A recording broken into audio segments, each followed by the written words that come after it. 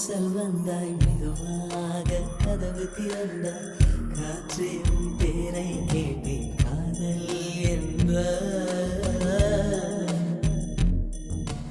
நேற்று நீ எங்கிருந்தாய் காற்றே நீ சொல்வாய் என்று சுவாசத்தில் இருந்ததாக சொல்லி சென்றாய். துள்ளி வரும் காற்றே தாய்மொழி பேசு நிலமுள்ள வரையில் நெஞ்சில் வீசு. துள்ளி வரும் காற்றே தாய்மொழி பேசு.